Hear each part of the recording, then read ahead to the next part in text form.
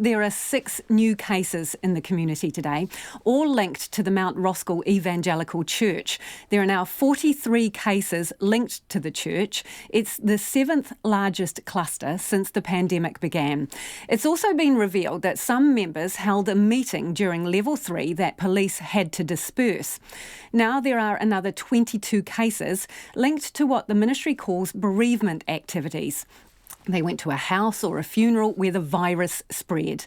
Our health correspondent, Rowan Quinn, filed this report. As we are still seeing cases emerge within that wider group, we are asking all members of that fellowship to be retested. And also anyone who may have had contact either socially or through work with members of that fellowship. The Director General of Health, Ashley Bloomfield, putting the call out for hundreds of people to get tested or retested. That's because the Mt Roskill subcluster keeps growing. And today the ministry announced a group of 22 cases associated with a funeral 48 people attended and a home visit to the bereaved family. One of those cases is a girl from St Dominic's College in Henderson. She's not a member of the church but was infected by someone who is while at the home of the bereaved family. The person didn't go to the funeral, but they visited the home of the bereaved person, and they had been tested because they were a known close contact, but didn't have the test result when they visited the home, is my understanding. Dr Bloomfield also revealed some members from the church had a meeting during level 3. I understand that the police were involved in going to ask that meeting to disperse, but I don't believe there was any investigation as such.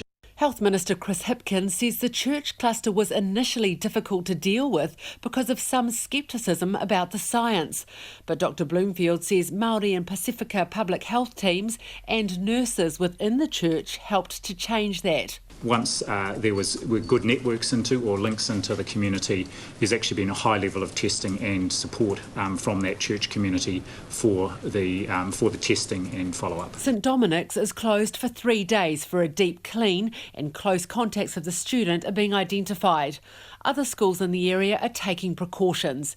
Henderson North School's principal, Irene Ogden, has asked siblings of any St Dominic's students to stay home too. I think we're probably all very anxious because we have gone through 1 lockdown, 2 lockdowns, and now we live in unusual circumstances.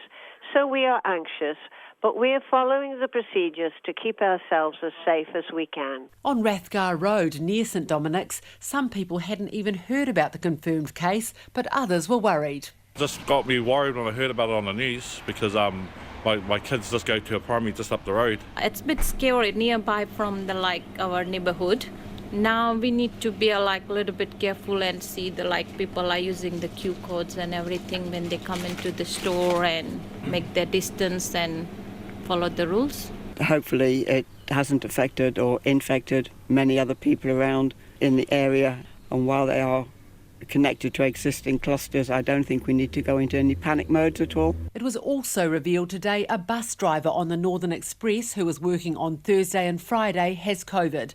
Dr Bloomfield says passengers on his buses are considered casual contacts, so need to keep an eye on their health, but are only at low risk of contracting the disease. Mō te hōtaka o te ahiahi, ko Rowan Quinn tēnei.